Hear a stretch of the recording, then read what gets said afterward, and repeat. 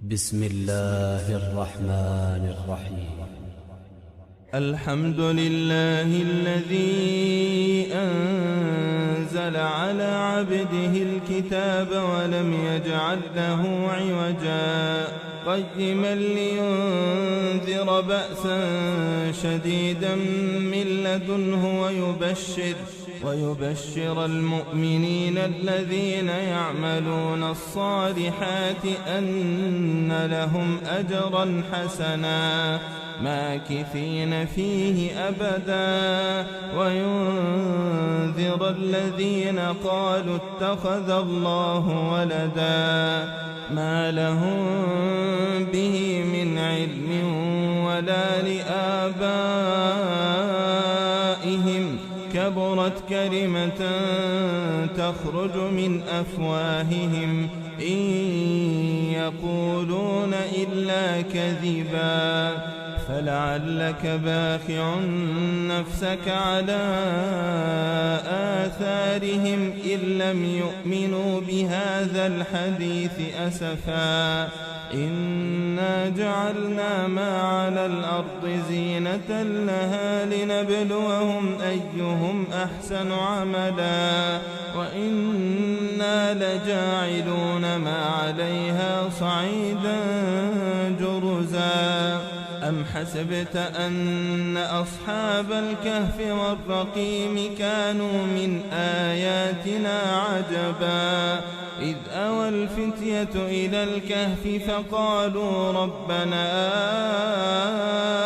آتنا من لدنك رحمة وهيئ لنا من أمرنا رشدا فضربنا على آذانهم في الكهف سنين عددا ثم بعثناهم لنعلم أي الحزبين أحصى لما لبثوا أمدا نحن نقص عليك نبأهم بالحق إنهم فتية آمنوا بربهم وزدناهم هدى وربطنا على قلوبهم إذ قاموا فقالوا ربنا رب السماوات والأرض لن ندعو من دونه إلها لقد قلنا إذا شططا هؤلاء قومنا اتخذوا من دونه آلهة لولا يأتون عليهم بسلطان بين فمن أظلم ممن افترى على الله كذبا وإذا اعتزلتموهم وما يعبدون إلا الله فأووا إلى الكهف ينشر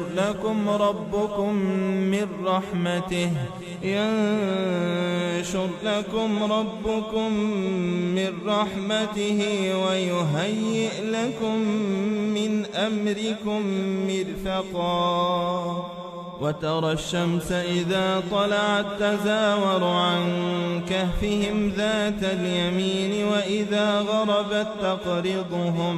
وإذا غربت تقرضهم ذات الشمال وهم في فجوة منه ذلك من آيات الله من يهد الله فهو المهتد ومن يضلل فلن تجد له وليا مرشدا وتحسبهم أيقاظا وهم رقود ونقلبهم ذات اليمين وذات الشمال وكلبهم باسط ذراعيه بالوصيد لو اطلعت عليهم لوليت منهم فرارا ولملئت منهم رعبا وكذلك بعثناهم ليتساءلوا بينهم قال قائل منهم منهم كم لبثتم قالوا لبثنا يوما أو بعض يوم قالوا ربكم أعلم بما لبثتم فابعثوا أحدكم بورقكم هذه إلى المدينة فلينظر أيها أزكى طعاما فليأتكم برزق منه وليتلطف ولا يشعرن بكم أحدا إنهم إن يظهروا عليكم يرجموكم أو يعيدوكم في ملتهم ولن تفلحوا إذن أبدا وكذلك أعثرنا عليهم ليعلموا أن وعد الله حق وأن الساعة لا ريب فيها إذ يتنازعون بينهم أمرهم فقالوا بنوا عليهم بنيانا ربهم أعلم بهم قال الذين غلبوا على أمرهم لنتخذن عليهم مسجدا سيقولون ثلاثة رابعهم كلبهم ويقولون خمسة سادسهم كلبهم رجما بالغيب ويقولون سبعة وثامنهم كلبهم قل ربي أعلم بعدتهم ما يعلمهم إلا قليل فلا تمار فيهم إلا مراء ظاهرا ولا تستفت فيهم منهم أحدا ولا تقولن لشيء إني فاعل ذلك غدا إلا أن يشاء الله واذكر ربك إذا نسيت وقل عسى أن يهديني ربي لأقرب من هذا رشدا ولبثوا في كهفهم 300 سنين وازدادوا 9 قل الله أعلم بما لبثوا له غيب السماوات والأرض أبصر به وأسمع ما لهم من دونه من ولي ولا يشرك في حكمه أحدا واتل ما أوحي إليك من كتاب ربك لا مبدل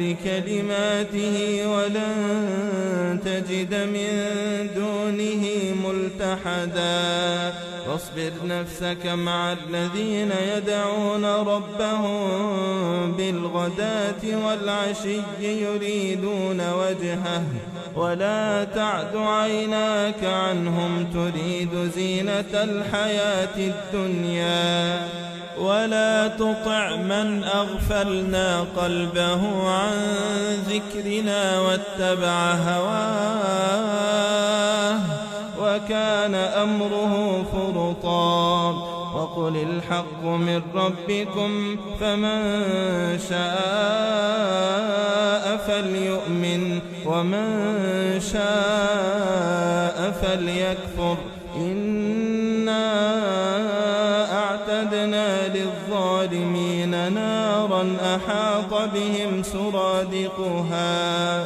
وإن يستغيثوا يغاثوا بماء كالمهل يشوي الوجوه بئس الشراب وساءت مرتفقا إن الذين آمنوا وعملوا الصالحات إنا إنا لا نضيع أجر من أحسن عملا أولئك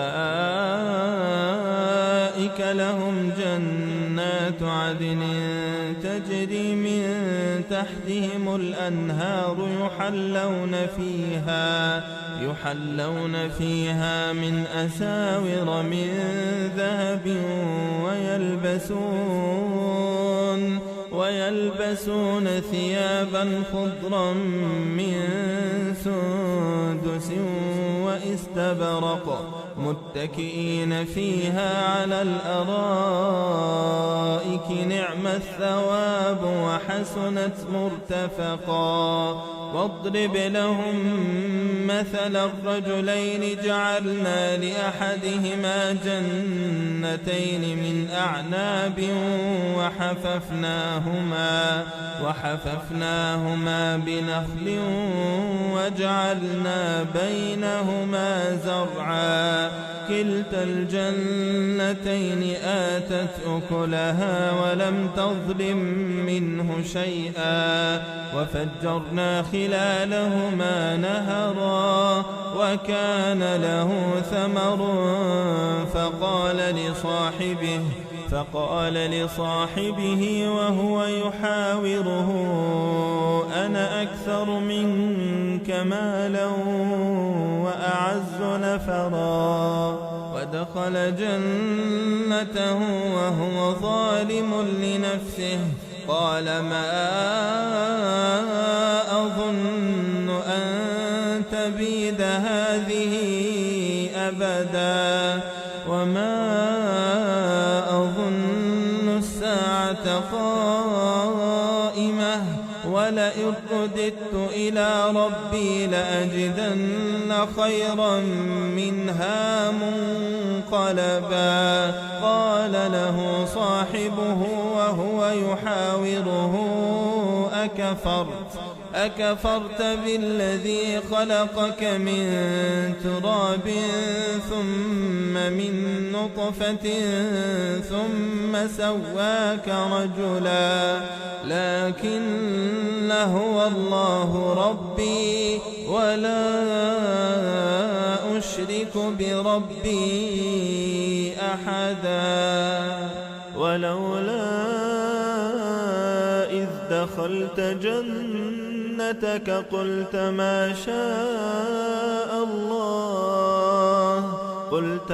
شاء الله لا قوة إلا بالله إن ترني أنا أقل منك مالا وولدا فعسى ربي أن يؤتيني خيرا من جنتك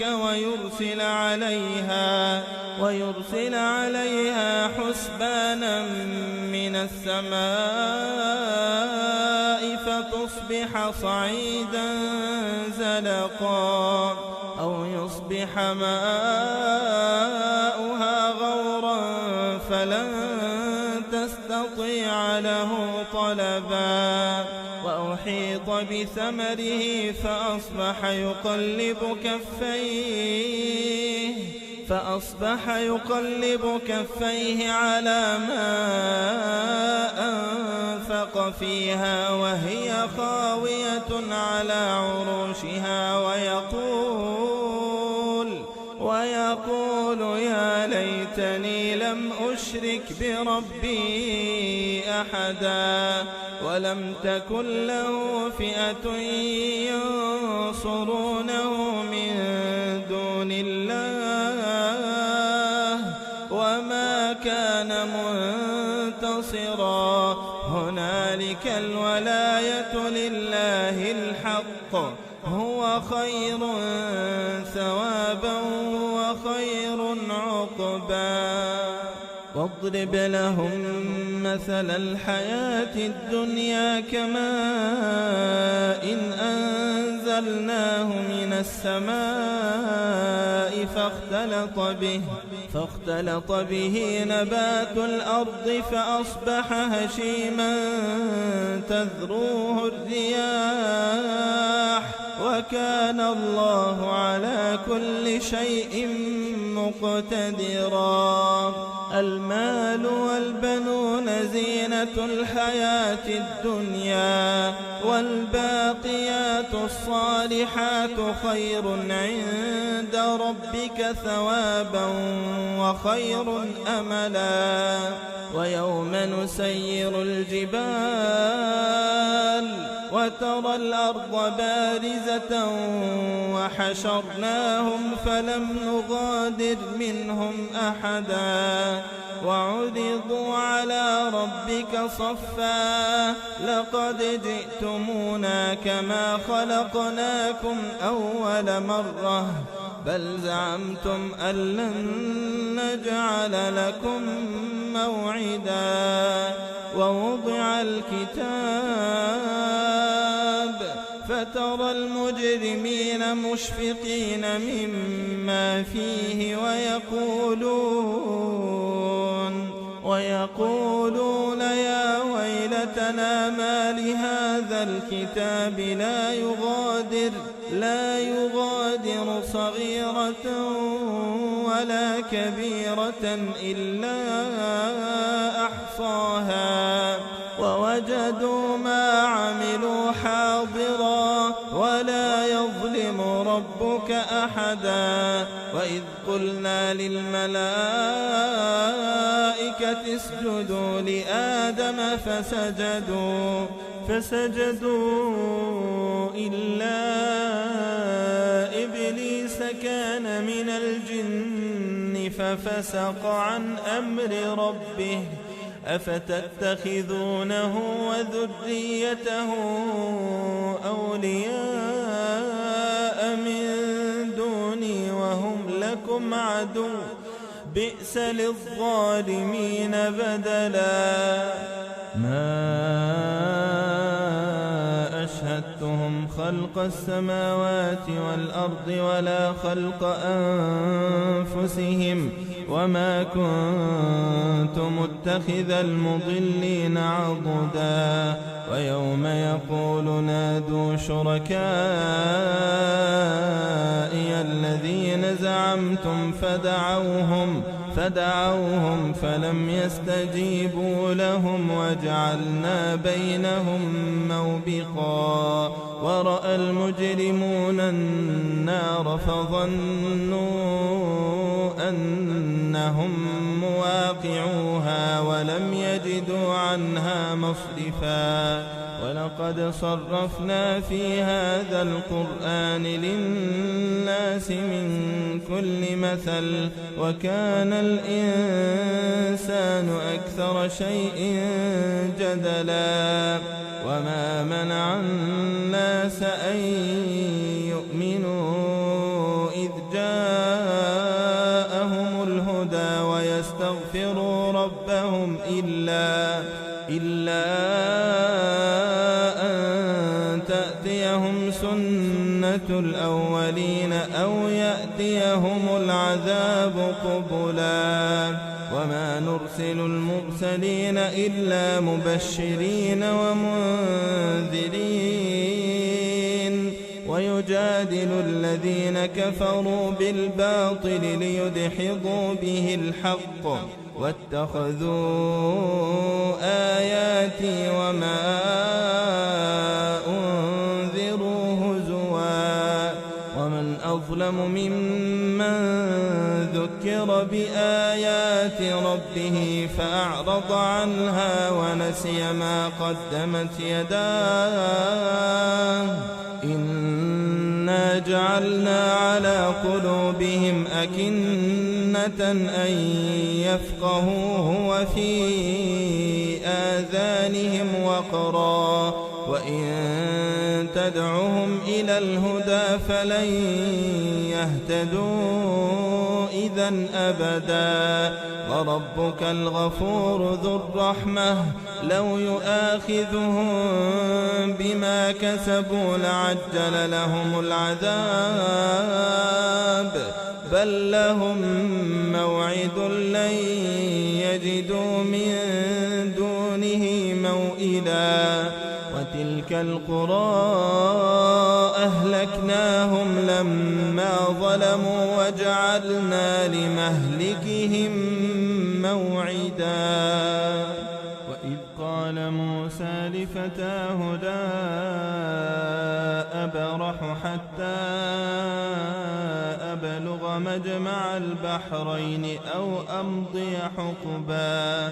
فلما بلغا مجمع بينهما نسيا حوتهما فاتخذ سبيله في البحر سربا. فلما جاوزا قال لفتاه آتنا غداءنا لقد لقينا من سفرنا هذا نصبا. قال أرأيت إذ أوينا إلى الصخرة فإني نسيت الحوت وما أنسانيه إلا الشيطان أن أذكره واتخذ سبيله في البحر عجبا. قال ذلك ما كنا نبغ فارتدا على آثارهما قصصا. فوجدا عبدا من عبادنا آتيناه رحمة من عندنا وعلمناه من لدنا علما. قال له موسى هل أتبعك على أن تعلمني مما علمت رشدا. قال إنك لن تستطيع معي صبرا وكيف تصبر على ما لم تحط به خبرا. قال ستجدني إن شاء الله صابرا ولا أعصي لك أمرا. قال فإن اتبعتني فلا تسألني عن شيء حتى أحدث لك منه ذكرا.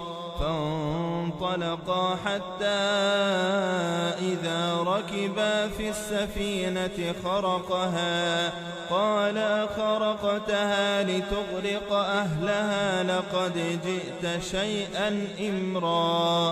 قال ألم أقل إنك لن تستطيع معي صبرا. قال لا تؤاخذني بما نسيت ولا ترهقني من أمري عسرا. فانطلقا حتى إذا لقيا غلاما فقتله. قال أقتلت نفسا زكية بغير نفس لقد جئت شيئا نكرا. قال ألم أقل لك إنك لن تستطيع معي صبرا. قال إن سألتك عن شيء بعدها فلا تصاحبني قد بلغت من لدني عذرا. فانطلقا حتى إذا أتيا أهل قرية استطعما أهلها فأبوا أن يضيفوهما فوجدا فيها جدارا يريد أن ينقض فأقامه. قال لو شئت لاتخذت عليه أجرا. قال هذا فراق بيني وبينك سأنبئك بتأويل ما لم تستطع عليه صبرا. أما السفينة فكانت لمساكين يعملون في البحر فأردت أن أعيبها وكان وراءهم ملك يأخذ كل سفينة غصبا. وأما الغلام فكان أبواه مؤمنين فخشينا أن يرهقهما طغيانا وكفرا فأردنا أن يبدلهما ربهما خيرا منه زكاة وأقرب رحما.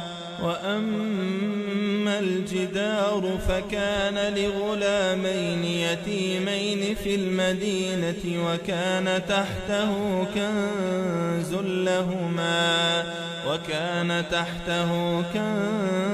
لهما وكان أبوهما صالحا فأراد ربك أن يبلغا أشدهما ويستخرجا كنزهما رحمة من ربك وما فعلته عن أمري ذلك تأويل ما لم تسطع عليه صبرا. ويسألونك عن ذي القرنين قل سأتلو عليكم منه ذكرا. إنا مكنا له في الأرض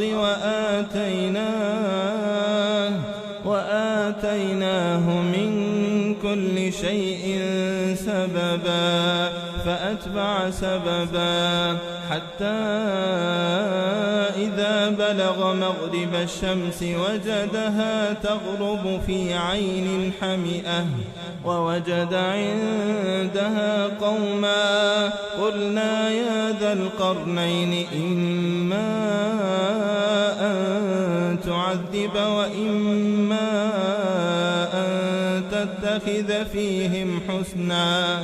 قال أما من ظلم فسوف نعذبه ثم يرد إلى ربه فيعذبه عذابا نكرا. وأما من آمن وعمل صالحا فله جزاء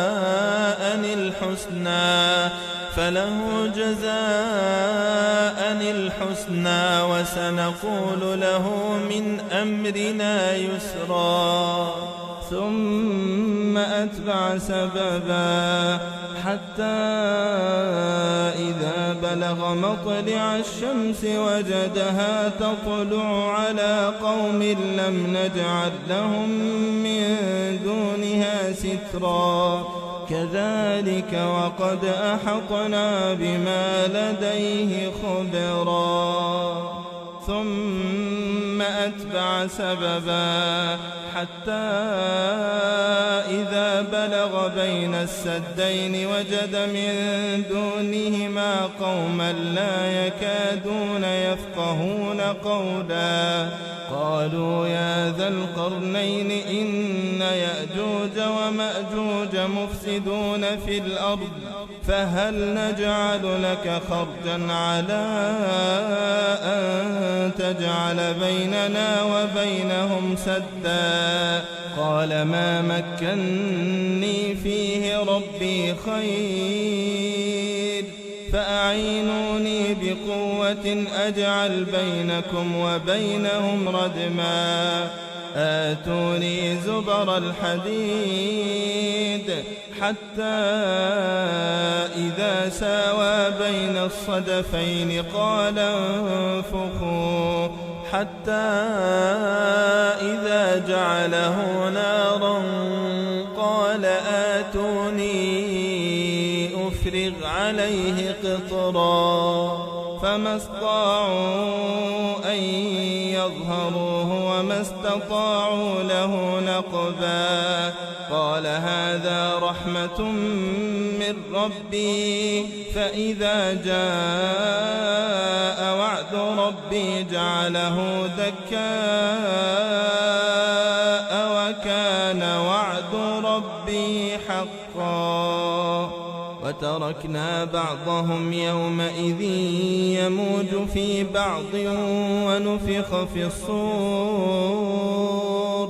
ونفخ في الصور فجمعناهم جمعا وعرضنا جهنم يومئذ للكافرين عرضا الذين كانت أعينهم في غطاء عن ذكري وكانوا لا يستطيعون سمعا أفحسب الذين كفروا أن يتخذوا عبادي من دوني أولياء إنا أعتدنا جهنم للكافرين نزلا قل هل ننبئكم بالأخسرين أعمالا الذين ضل سعيهم في الحياة الدنيا وهم يحسبون أنهم يحسنون صنعا أولئك الذين كفروا بآيات ربهم ولقائه فحبطت أعمالهم فلا نقيم لهم يوم القيامة وزنا ذلك جزاؤهم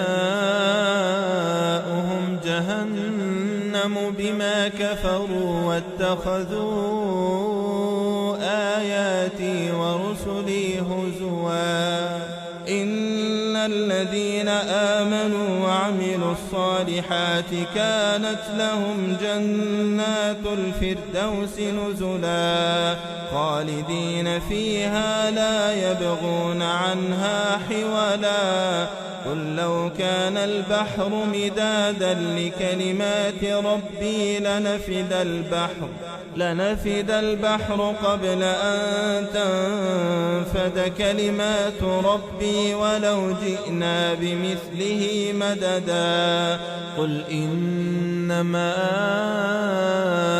أنا بشر مثلكم يوحى إلي أنما إلهكم إله واحد فمن كان يرجو لقاء ربه فليعمل عملا